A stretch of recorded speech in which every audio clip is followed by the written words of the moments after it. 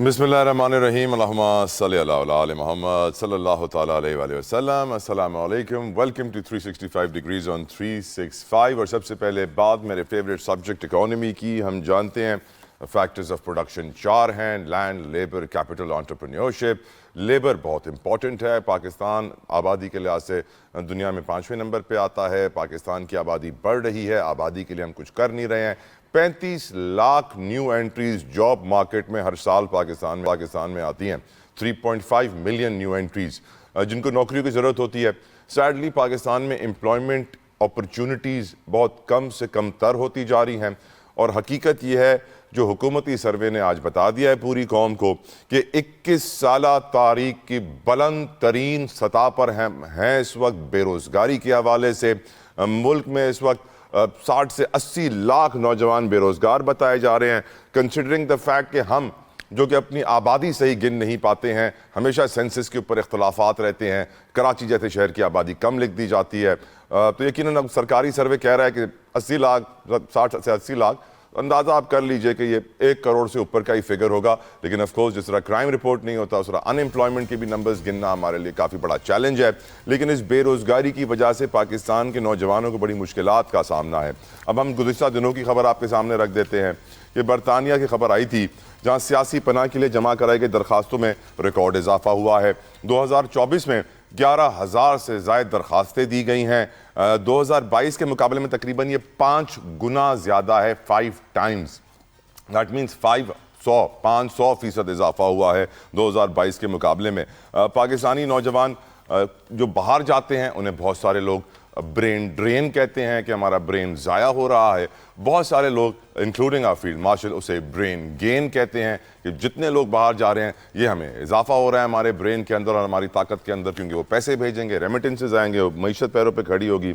लेकिन मुआशी हालात की अगर बात की जाए तो हमें याद रखना चाहिए कि माली साल 2022 के अख्ताम तक पाकिस्तान की बरामदात तकरीबन 32 अरब डॉलर्स थी, जो जून 2025 तक वहीं की वहीं खड़ी हैं। तो अगर हम अपनी एक्सपोर्ट्स नहीं बढ़ाएंगे, इंपोर्ट बेस्ड इकोनॉमी होगी, मैन्युफैक्चरिंग का सेक्टर तनज़ुली का शिकार है, सर्विसेज का सेक्टर तनज़ुली का शिकार है, एग्रीकल्चर का सेक्टर तनज़ुली का शिकार है, तो हम कैसे एक्सपेक्ट करते हैं कि एम्प्लॉयमेंट क्रिएट होगी? एम्प्लॉयमेंट क्रिएट नहीं होगी तो ऑफकोर्स जो हमारे नौजवान हैं वो बाहर जाएंगे। ये भी बताया गया है कि 10 लाख के करीब ऐसे नौजवान हैं जिनके पास अच्छी एजुकेशनल डिग्रीज, बैचलर्स और मास्टर्स मौजूद होने के बावजूद वो बेरोज़गार हैं। बड़े अफसोस की बात है। और जब तक हम नौजवानों को रोज़गार के मौके फराहम नहीं करेंगे, उनको बेहतर अपॉर्चुनिटीज़ नहीं देंगे, we can not expect anything from them. Sadly हमारे मुल्क का सिस्टम उनके लिए शायद सोच नहीं रहा, सोच रहा है एलीट के लिए। बात आगे बढ़ाएंगे, कुछ अदालती मामलात की भी बात करेंगे। हम जानते हैं कि वो जजेस जो अताब में रहे, जिन्होंने खतूत लिखे, उनके हवाले से खबरें बड़ी गर्दिश कर रही हैं। मोहसिन अख्तर कियानी साहब के आज के रिमार्क्स बड़े इंटरेस्टिंग हैं। सरफराज डोगर साहब की अदालत के अंदर भी एक केस आया जज साहब का, जिनके बारे में 2004 में सुप्रीम कोर्ट ने कहा था कि वो नाअहल हैं, करप्ट हैं, काम करने के लायक नहीं हैं, इनके खिलाफ तादीबी कार्रवाई की जाए। वही जज साहब जिन्होंने इमरान खान को 190 बिलियन पाउंड केस में सज़ा दी थी, उनके हवाले से भी एक केस हुआ है, फैसला महफूज किया है सरफराज डोगर साहब ने, उसके ऊपर भी बात करेंगे। एंड ऑफ कोर्स PTI के हालात हम देख रहे हैं। अलीमा खान साहबा ज़ेर हिरासत, उमर अयूब साहब पासपोर्ट NIC कैंसिल। लग ये रहा है कि PTI के पास अब स्पेस नहीं बचेगा सर्वाइव करने का इस सियासी मैदान में। गुफ्तगू का आगाज़ करेंगे। वेलकम करना चाहूँगा अपने मेहमानों को without any further delay. Grateful for their precious time. Thank you so very much barrister Aamir Hasan साहब फ्रॉम पाकिस्तान पीपल्स पार्टी, आपके कीमती वक्त के लिए सर जज़ाकल्लाह खैर। आमिर मुगल साहब फ्रॉम पाकिस्तान तहरीक इंसाफ, मुगल साहब thank you so very much for your precious time. Parvez संदेला साहब फ्रॉम PMLN, थैंक यू संदेला साहब for your precious time. Let's start the discussion. Unemployment यकीनन हर किसी की परेशानी में इजाफे का बायस बनता है। बेरोज़गारी अगर होगी तो मईशत अपने पैरों पर खड़ी नहीं हो सकती। लेकिन जो हमारे वफाकी वज़ीर साहब हैं एहसन इकबाल साहब, उनकी ये स्टेटमेंट आई है, इस अनएम्प्लॉयमेंट की वजह है IMF का प्रोग्राम और इसके साथ साथ जो सैलाब, आफात, क्लाइमेट चेंज की वजह से जो हम नेचुरल डिजास्टर्स देख रहे हैं, they are the reason. Let's start the discussion on this. Barrister Aamir Hasan साहब, इकोनॉमिक पॉलिसीज़ के फेलियर को आप अगर रख देते हैं IMF के स्टेबिलिटी प्रोग्राम के ऊपर, या अनएम्प्लॉयमेंट इसलिए 21 साल की बुलंद तरीन सतह पे है बेरोज़गारी कि हम IMF की शराइत पे अमल कर रहे हैं। IMF ने तो भी करप्शन की रिपोर्ट भी निकाली थी और कहा था कि अगर आप ये करप्शन ख़त्म कर दें तो आपकी GDP ग्रोथ रेट 3% से 9.5 6.5% का इजाफा हो सकता है। 5,300 अरब तो आपने 2-4 सालों में नैब ने जमा कर लिए हैं। ये ग्रे इकॉनमी तो बहुत बड़ी है। सैडली हम देखते हैं कि हुक्मरान اپنے فیلئرس کو دوسرے چیزوں پہ رکھ دیتے ہیں, وہی بلیم گیم کی politics. How do you see this historic unemployment rate in Pakistan, barrister Aamir Hassan? Thank you very much جی. دیکھیے ان امپلائمنٹ کی بہت سی ریزنز, ایک تو آپ کی اور بنیادی طور پہ وجہ تو معاشی پالیسیز ہی ہوتی ہیں. جو بھی پولیٹیکل پارٹی اقتدار میں آتی ہے اس کا ایک اپنا منشور اور پالیسیز ہوتی ہیں. بدقسمتی سے پی ایم ایل این کا ہمیشہ سے یہ رہا ہے کہ وہ روزگار دینے کے معاملے میں خاص طور پہ اور نوکریاں دینے کے معاملے میں, امپلائمنٹ کے معاملے میں ذرا آتی ہے یا ہاتھ رو کے رکھتی ہے. اور اس کے برخلاف وہ لوگوں کو, پہلی دفعہ بھی میاں صاحب آئے تھے تو پیلی ٹیکسی اسکیم آج وہ کہاں ہے, اس کے کیا اثرات ہوئے وہ آپ کے سامنے ہیں. تو پیپلز پارٹی جب بھی گورنمنٹ میں آتی ہے تو لوگوں کو روزگار اور نوکریاں دیتی ہے, مواقع پیدا کرتی ہے, سرکاری بھی اور پرائیویٹ اداروں کے اندر بھی. اب اس کی وجہ یہ ہے کہ ایک تو چلیں, ویسے میں ڈس ایگری نہیں کرتا جو احسن اقبال صاحب نے بات کی ہے, آئی ایم ایف پروگرام ایک وجہ تو ہوتی ہے, وہ نئے لوگوں کو آپ کو نئی نوکریاں دیں, کیونکہ پہلے بھی برڈن ہوتا ہے گورنمنٹ کے اوپر, تو ان کی پالیسیز کے اندر یہ ریسٹرکشن تو ہوتی ہے. لیکن اگر آپ آئی ایم ایف پروگرام کے اندر ہی اگر لوگوں کو ریلیف نہیں دیں گے تو پھر لوگوں تک تو پرابلمز بڑھی آئیں گی. تو اس میں کرپشن بنیادی وجہ بالکل ہے, نیپوٹزم بنیادی وجہ بالکل ہے. اس کے ساتھ ساتھ ایک جو ہمیں بہت ضروری وجہ ہے جو عوام کو بھی بتانا چاہیے, ہمیں حکومتوں کے ساتھ ساتھ حکومتوں کی کارکردگی پہ بالکل گفتگو کرنی چاہیے, لیکن بڑھتی ہوئی آبادی یہ ایک بڑی وجہ ہے. اور اگر اس کی طرف ہم توجہ نہیں دیں گے تو بھلے آپ جتنی مرضی معاشی پالیسیز اچھی سے اچھی لے کے آئیں, اس کے اثرات نہیں آئیں گے.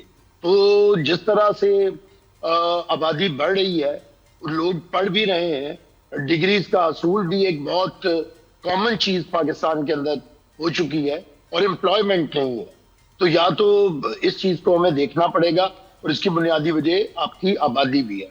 اب بڑھتے ہیں ایک قدم آگے, جب تک پاکستان کے اندر ہم معاشی پالیسیز کے لیے, اکنامک پالیسیز کے لیے ایک کنسنسس نہیں بنائیں گے, تمام سیاسی جماعتیں, ہم نے یہ وعدہ بھی کیا تھا میثاق جمہوریت کے بعد کہ اب ہم میثاق معیشت کی طرف جائیں گے, ہمیں پارلیمنٹ کی سطح اوپر اسے بروئے کار لانا ہوگا. ہمیں دیکھنا ہوگا کہ ہماری ترجیح کیا ہونی چاہیے, عام آدمی یا اشرافیہ. اس کے لیے ہمیں دیکھنا پڑے گا کہ اگر آپ عام آدمی کو ترجیح بنائیں گے تو پھر آپ لوگوں کو روزگار دینا آئین کے تحت آپ کی بنیادی ذمہ داری بن جائے گا.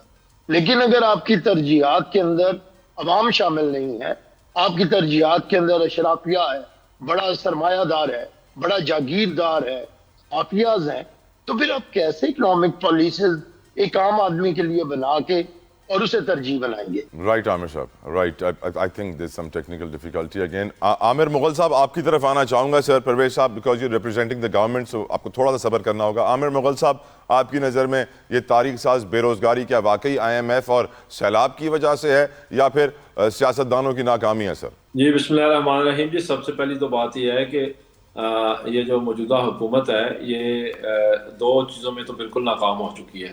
اس بات سے ہٹ کے کہ یہ حکومت جائز ہے یا ناجائز, اس کی لیجیٹیمیسی کیا ہے اور ساری دنیا کو پتہ ہے, جیسے تیسے بھی آ گئی ہے. تو دو کاموں میں تو یہ بالکل ناکام ہو چکی ہے, ایک مہنگائی کو ختم کرنے میں اور دوسرا بے روزگاری کو ختم کرنے میں.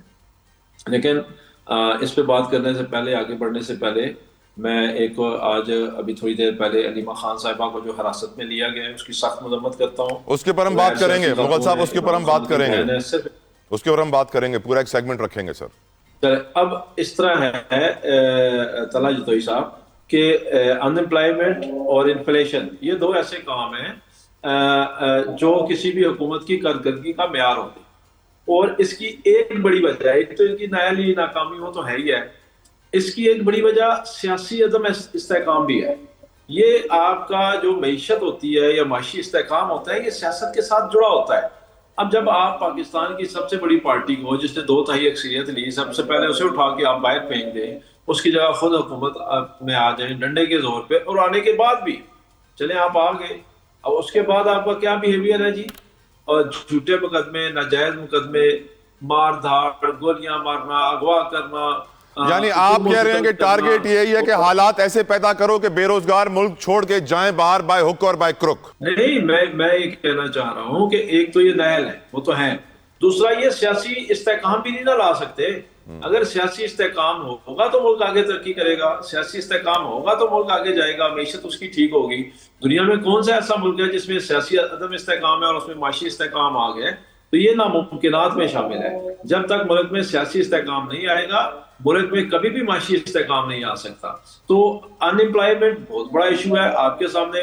ہر سال 10 سے 15 لاکھ ہمارے نوجوان ملک چھوڑ کے چلے جاتے ہیں، بے روزگاری کے ہاتھوں جاتے ہیں نا. اور بالکل یہ ہمارا برین ڈرین ہو رہا ہے. آپ کا اچھا دماغ، آپ کا لائف کا ایک آدمی، آپ کا پڑھا لکھا آدمی، آپ کا ایک صلاحیت رکھنے والا آدمی، ظاہر ہے جب پاکستان میں اس کی صلاحیت کی قدر نہیں کی جائے گی، اس کی ڈگری کی قدر نہیں کی جائے گی، اس کے علم کی قدر نہیں کی جائے گی، اس کی اسکل کی قدر نہیں کی جائے گی، تو وہ ملک چھوڑ کے جائے گا. ایک تو ہر سال 10-15 لاکھ لوگ جا رہے ہیں، اور پھر یہ ساری چیزیں طلعت جتوئی صاحب ریلیٹڈ ہیں یہ ٹیررزم سے.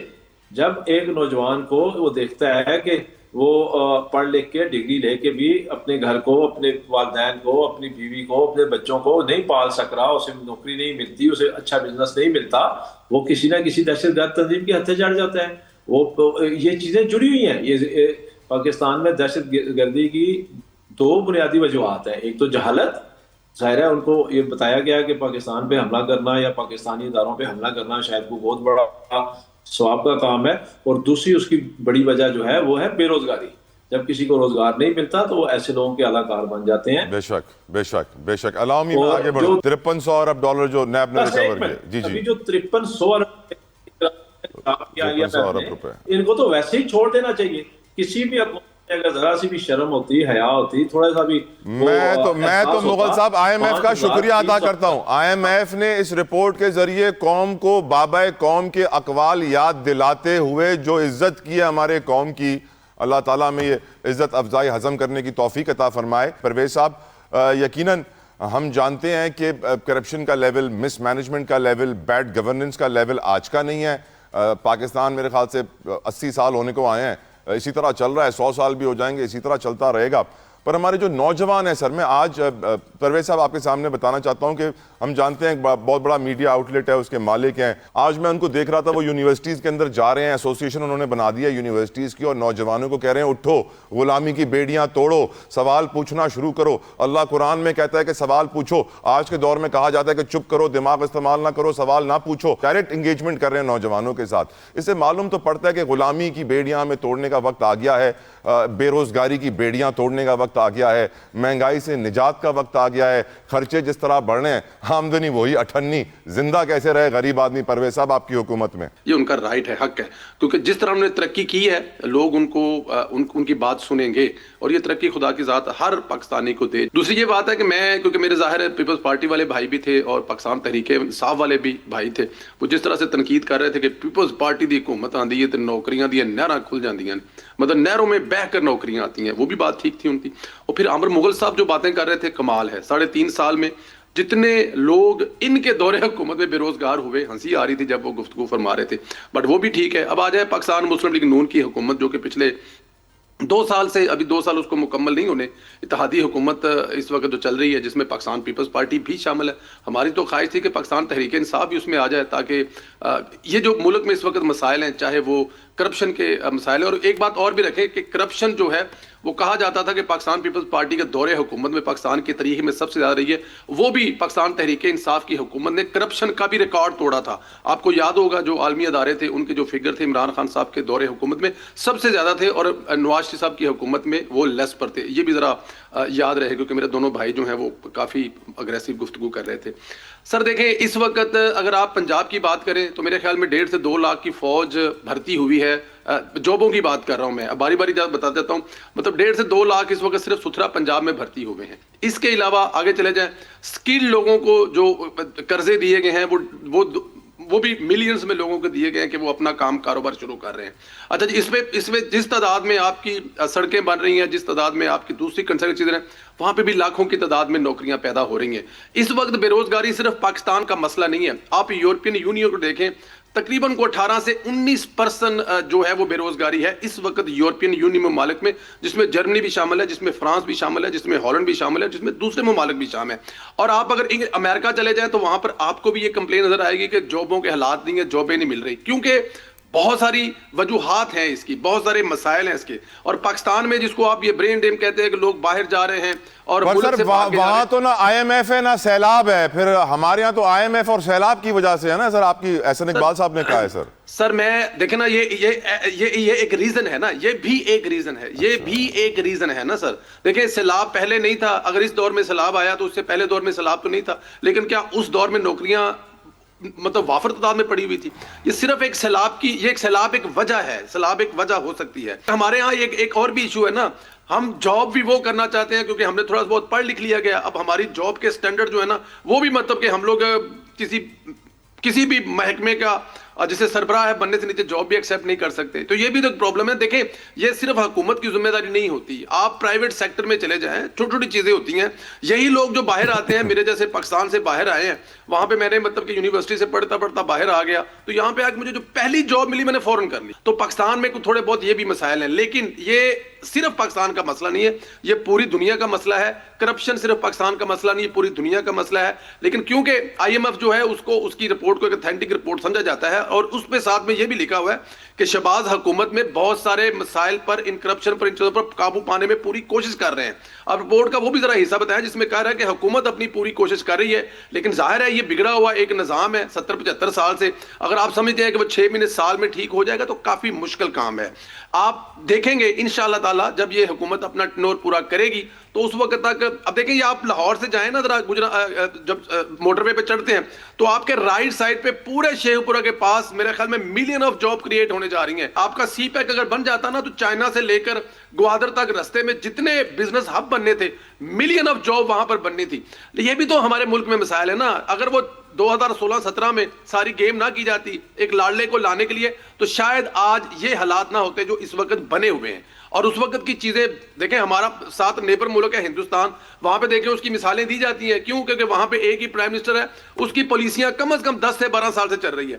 ترکی کی ترکی کی مثال دی جاتی ہے، وہاں پر دیکھ لیں آپ کہ ترکی جو ہے وہ کتنی ترقی کر گیا ہے، وہاں کے معاملات کتنے بہتر ہیں، کیونکہ وہاں پہ بھی ایک بندے کو کم از کم اپنی پالیسی بنانے کے لیے 5, 10, 15, 20 سال ملے ہیں.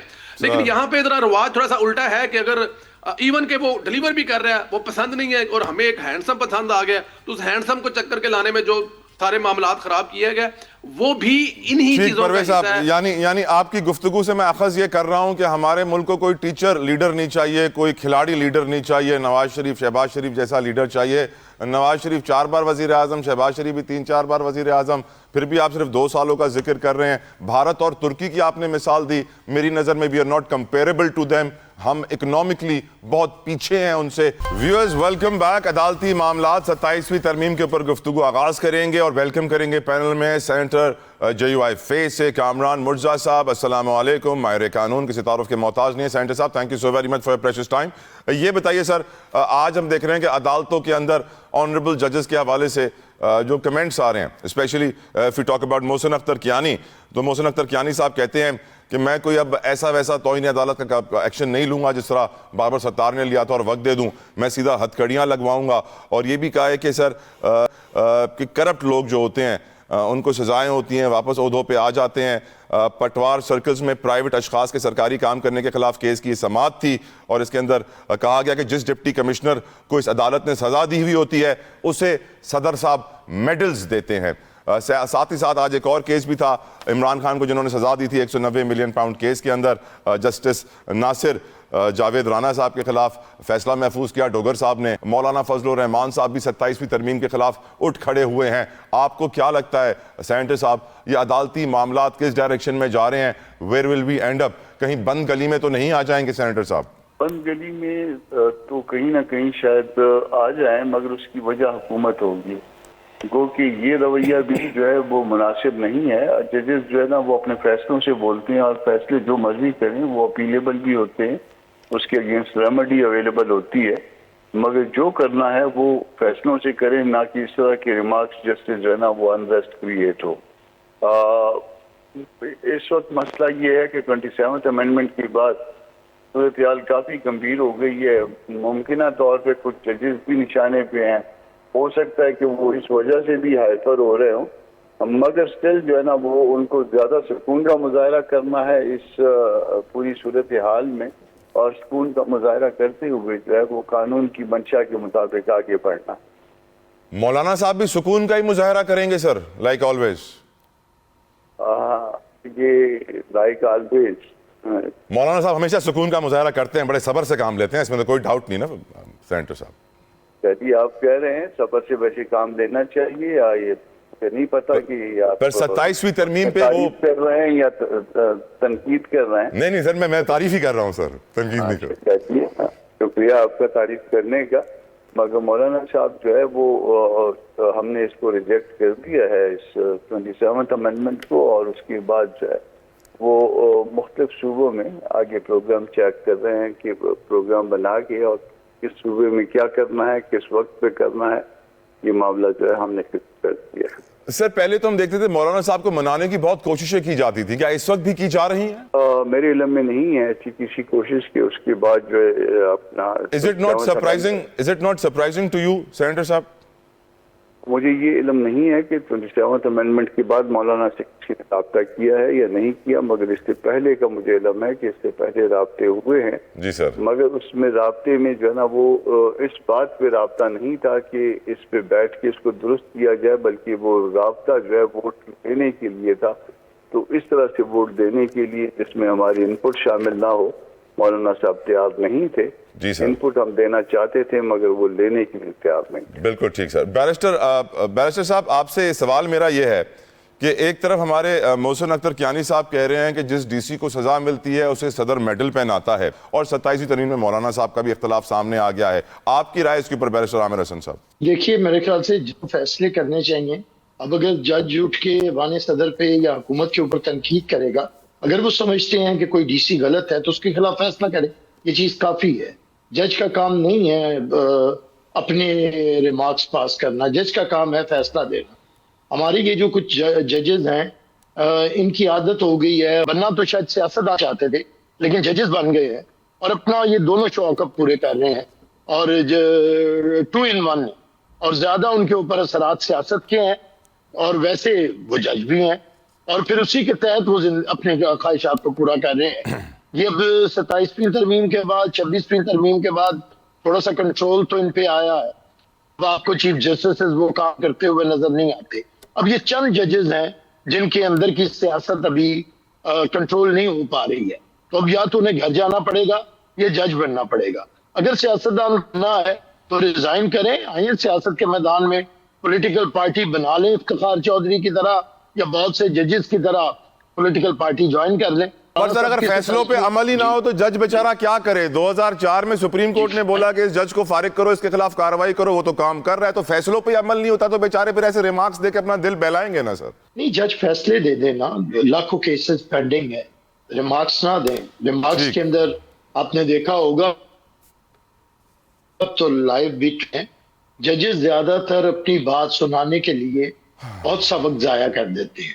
ججز کا کام ہوتا ہے بات سننا, اسی لیے 2 وکیل کھڑے ہوتے ہیں. یہ نہیں ہوتا کہ ایک سائڈ کا وکیل ہے اور ایک سائڈ پہ جج بیٹھا ہے, دونوں طرف کے وکیل ہیں, جج دونوں کا بات سننی ہے. اور short on time, sorry to interrupt. Aamir Mughal صاحب اپنے فیصلے میں بول لے, جی بھر کے بول لے. عامر مغل صاحب آپ کی رائے صورتحال پہ, آپ کی نظر میں یہ وہ ججز ہیں جن کا ضمیر اب تک زندہ ہے؟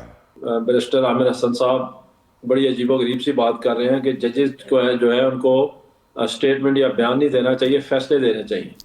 آپ ججز کے فیصلوں کو مانتے کب ہیں بھائی جان؟ ججز نے, سپریم کورٹ کے ججز نے فیصلہ دیا, الیکشن کروائے آئین کے مطابق, 90 دن کے اندر آپ نے وہ فیصلہ موٹے سے بوٹ کی نوک پہ رکھا.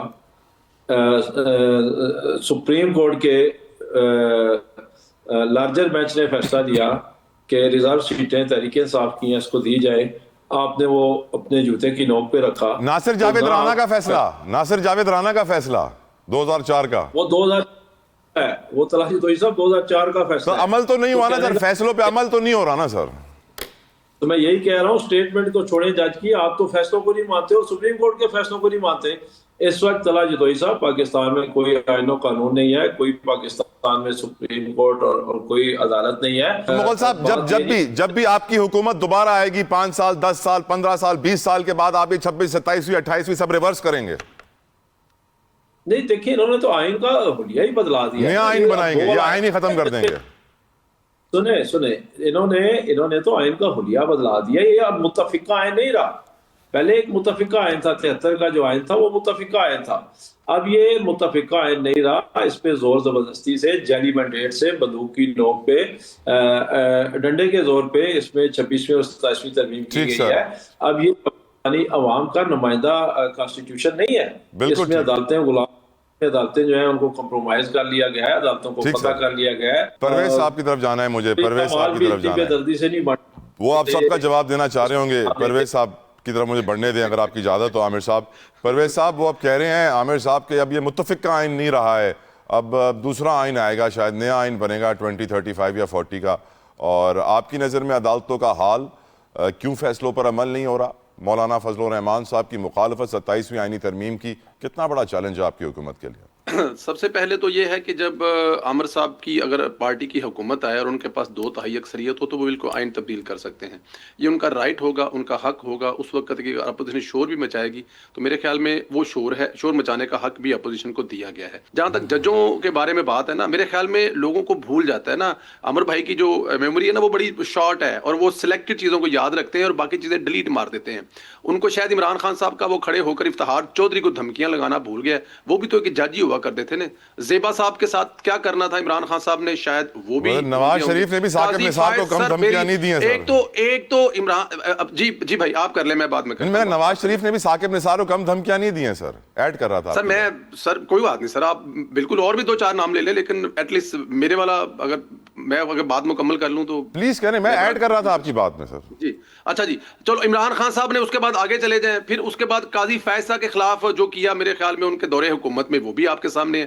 پھر اس کے بعد صدیقی صاحب کے ساتھ خاص طور پر جو ہوا وہ کون کروایا کرتا تھا؟ عامر بھائی مغل بتائیں کہ عمران خان نے کیا تھا یا پھر عمران خان کے اوپر جو بیٹھے تھے جن کے بارے میں آج کل ان کو بڑی شکایات ہیں, جو اب وہ ابے والی سیٹ پر نہیں بیٹھے, وہ کروایا کرتے تھے, وہ بھی بتا دیں. یہ وقت کی بات ہے. آج وہ تمام کردار ان کو برے لگ رہے ہیں جو کسی وقت میں بڑے اچھے ہوا کرتے تھے.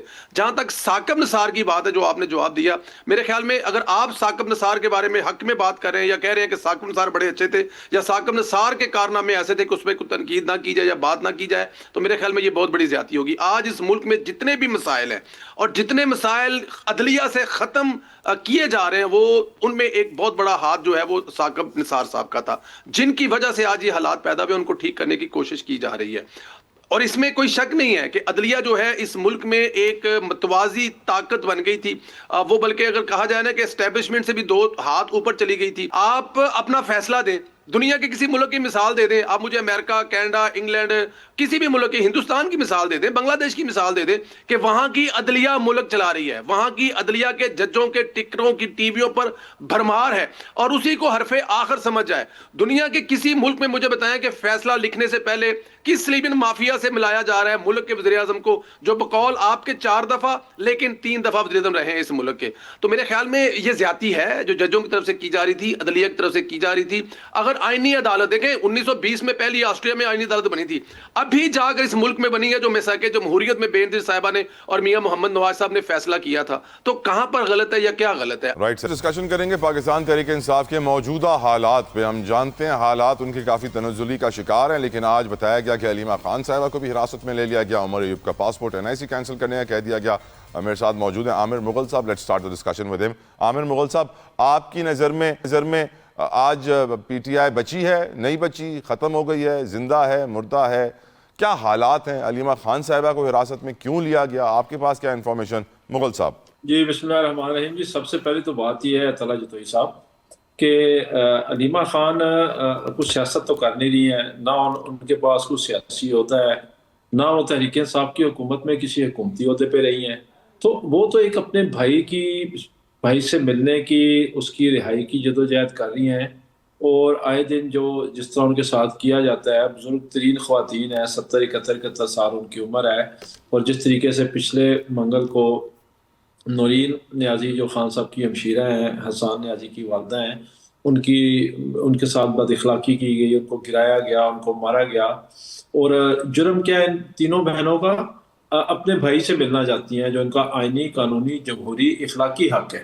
اس سے پہلے جن خواتین کا نام لیا جاتا ہے وہ بھی ہمارے لیے قابل احترام ہے ذاتی حیثیت میں، لیکن ان پہ کوئی کرپشن کے کیسز تھے یا کوئی اور اس قسم کے، ان کے پاس پبلک آفس ہولڈر تھی وہ، اس لیے ان پہ جو چارجز تھے یا جو بھی ان کے ساتھ تھا. لیکن علیمہ خان پہ تو کوئی کرپشن کے چارجز ہی نہیں ہے، علیمہ خان پہ تو کوئی ایسا کیس ہی نہیں ہے.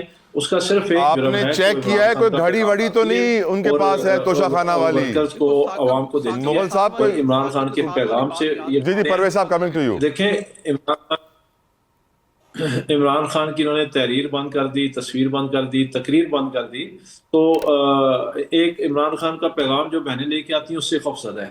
دوسرا طلعت جتوئی صاحب، آج ہمارا آپ کو پتہ ہے 26 نومبر ہے، تو آج ہمارا اپنے شہداء سے یکجہتی کا دن ہے. پچھلے سال اسی دن ہمارے 17 کے قریب بے گناہ کارکنان کو سیدھی گولیاں مار کے شہید کیا گیا، جس میں ہمارا اسلام آباد سے انیس ستی شہید، اسلام آباد سے الیاس خان اور رضی شہید، اور منیب ملک، یہ تو 3 اسلام آباد کے شہداء تھے. بالکل ٹھیک. پرویز سندیلہ صاحب، پاکستانی قوم نے نواز شریف صاحب کو جیل جاتے ہوئے دیکھا، آصف زرداری صاحب کو جیل جاتے ہوئے دیکھا، لیکن یہ حالات کسی کے ساتھ نہیں دیکھے کہ ملاقاتیں نہ ہونے دی گئیں. اس کے وجہ سے لوگوں کے اندر یہ بیانیہ زور پکڑتا ہے کہ عمران خان کی بات باہر آ جائے گی اور وہ بولے گا کہ میں ابھی تک ڈٹا ہوا ہوں، نہ ڈیل کروں گا، نہ ڈیل لوں گا، اور ان کا سٹیچر بڑھے گا، ان کی ویلیو بڑھے گی، ان کی فالوئنگ بڑھے گی، اس لیے ملاقات ہی نہ کروائی جائے.